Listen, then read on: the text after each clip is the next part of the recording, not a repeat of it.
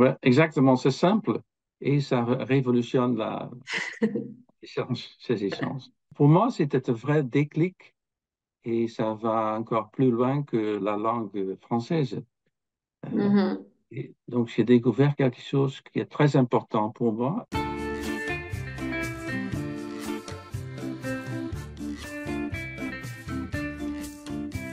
Bonjour Paul, merci d'avoir accepté de partager ton expérience avec le programme Destination Confiance. Ok, pas de problème, merci pour l'invitation. Écoute, je suis très très contente que tu puisses témoigner de ton expérience. Donc toi, tu as participé au programme en octobre-novembre 2023, donc ça a duré 8 semaines. Et donc en fait, j'aimerais bien que tu nous expliques au moment où tu t'es inscrit, bah, pourquoi tu l'as fait en fait. Quelles étaient tes difficultés avec la langue française? Pourquoi tu as eu envie de t'inscrire? Pourquoi je me suis inscrit? Moi, j'avais déjà un bon niveau de français avant la course. Depuis 2004, en fait, j'ai appris le français. À partir de nos premières vacances en France, c'était l'auto-apprentissage avec quelques cours en néerlandais et aussi sur Internet. Donc, j'ai pu améliorer mon niveau considérablement. Mais toujours, néanmoins, tous mes efforts, parler français a toujours été euh, dur pour moi. J'ai beaucoup d'hésitation, beaucoup de stress quand je parlais français et je n'arrive pas à maîtriser cette capacité.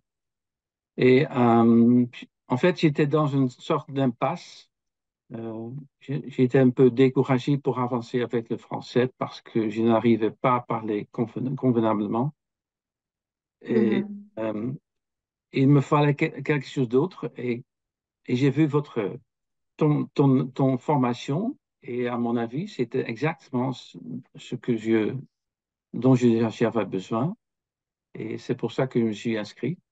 Donc en fait, tu étais intéressé par le côté aussi, donc travailler sur la confiance en soi et pas seulement sur la langue française en fait, hein. C'est ça. Oui, c'est ça, Mm. parce que moi, ce n'est pas difficile pour moi d'accumuler des connaissances, de lire et écouter beaucoup. Mais mettre en pratique, c'est plus difficile pour moi. Mais c'est aussi une question d'autre chose que la langue. Moi, je me suis toujours focalisé sur sa langue pour progresser, mais j'ai compris qu'il fallait autre chose pour avancer. Oui, c'est ça. Il y a beaucoup de personnes dans ta situation, hein, surtout avec un niveau intermédiaire, intermédiaire plus, qui ont l'impression de stagner et se dire, je suis toujours pas à l'aise à l'oral avec tous les cours que j'ai faits, toutes les lectures que j'ai faites. Ouais, effectivement. Oui, donc nous, on a travaillé donc sur les deux aspects, donc sur la confiance en soi, la gestion du stress, et on a travaillé aussi sur pratiquer l'expression orale. J'aimerais savoir, après ce parcours de 8 semaines, qu'est-ce que tu as pu améliorer? C'est difficile à dire, mais pour commencer, c'est déjà mon évaluation de mon propre français et aussi mes propres capacités à parler. Je sous-estime toujours moi-même et c'est déjà la focalisation sur l'état d'esprit et ce que tu as raconté et expliqué. Par exemple, comment regarder ses erreurs et aussi ce que fait le perfectionnisme, par exemple, comme c'est une sorte de blocage. C'est exactement mon cas. Et donc, tout le matériel m'a aidé à surmonter des croyances limitantes que j'avais sur moi-même, Mhm. sur mes capacités. Et en plus, le focus sur le pratique m'a aussi euh, aidé pour devenir plus actif. Donc, en fait, quand je regarde maintenant, j'ose plus montrer mes faiblesses. Je n'ai pas peur, je n'ai pas trop de tendance à les cacher pendant la prise de parole, par exemple. je sais que pour communiquer, on doit être soi-même avec ses erreurs, ses fautes. Le plus important, c'est de parler, de communiquer. Donc, Hmm.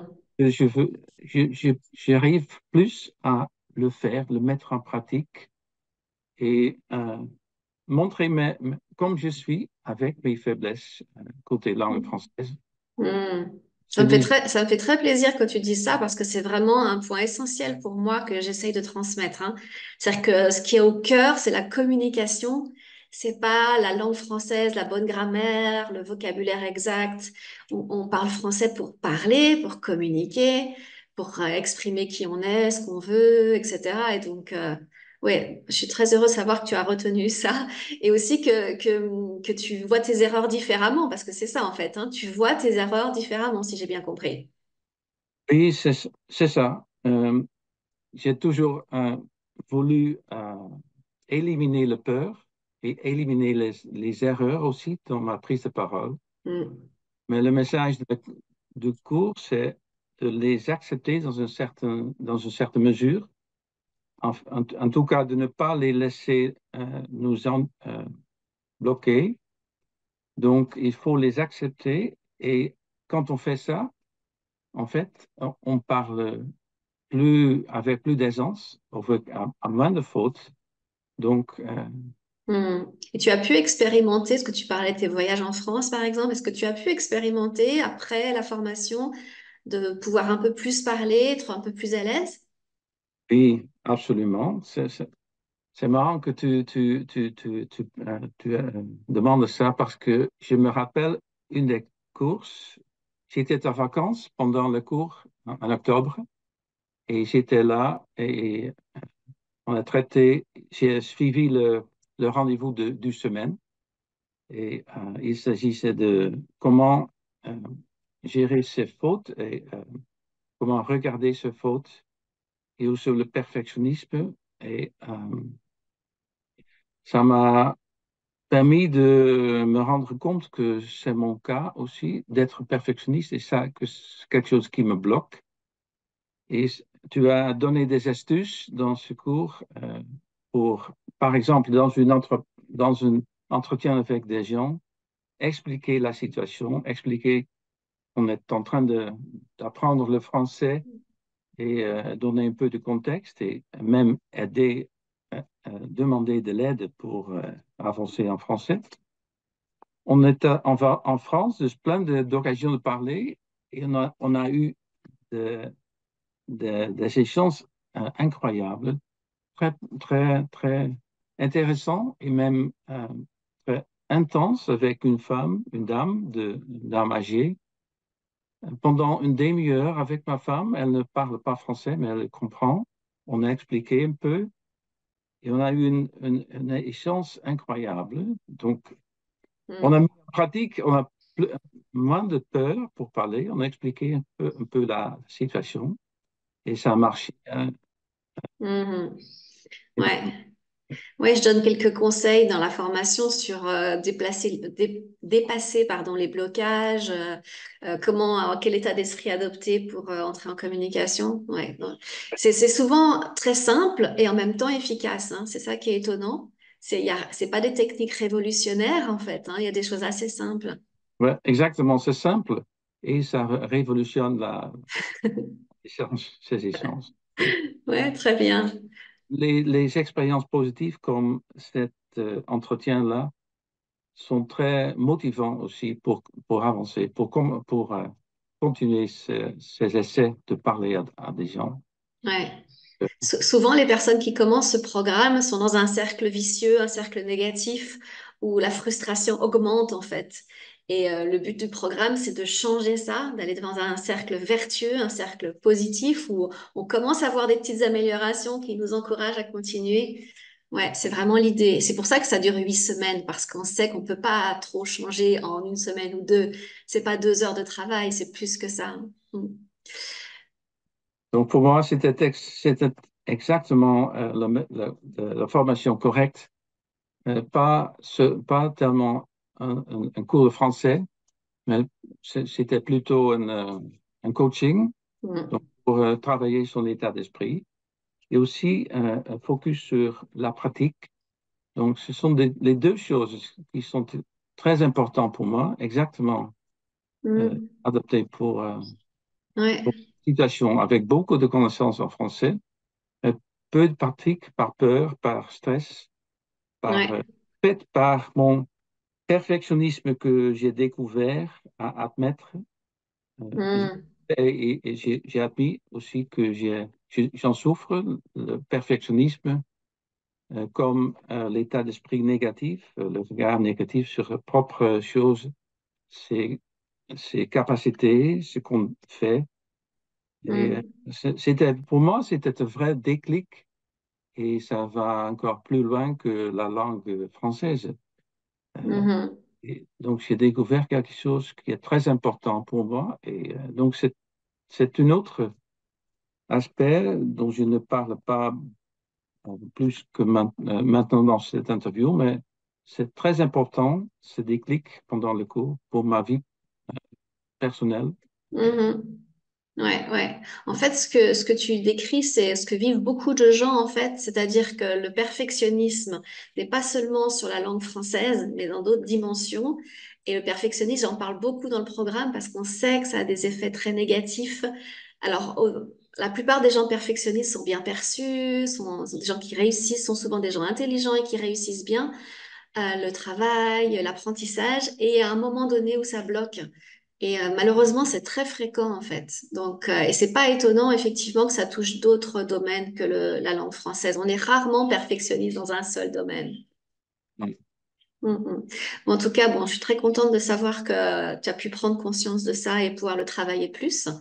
Est-ce qu'il y a des choses parmi, enfin des choses, des modules, des réunions qu'on a faites, des exercices que l'on a faits qui t'ont marqué, qui t'ont particulièrement aidé? Est-ce que tu peux donner un ou deux exemples de choses utiles? En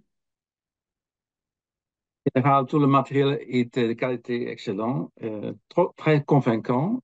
Donc, on a le matériel, ce sont les vidéos dans lesquelles tu expliques le thème de la semaine. Il y a 8 semaines.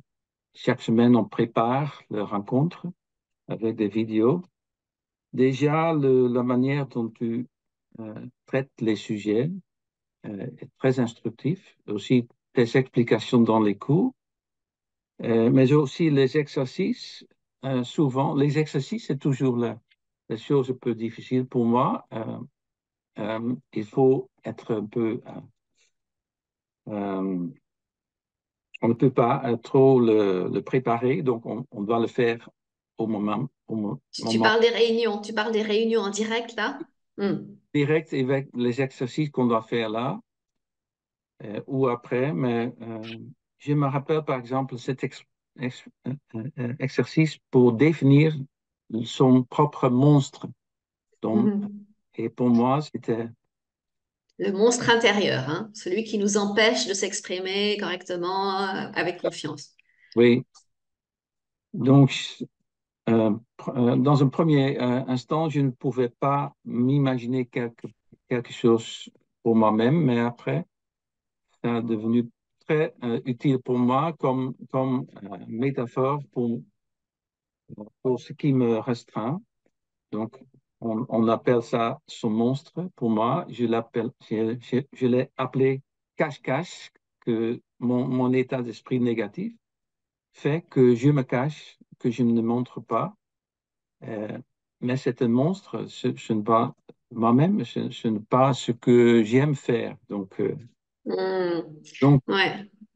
souvent, ces exercices, je n'ai pas envie de les commencer, mais après, c'est très, très utile aussi. Par exemple, comment regardons la langue française?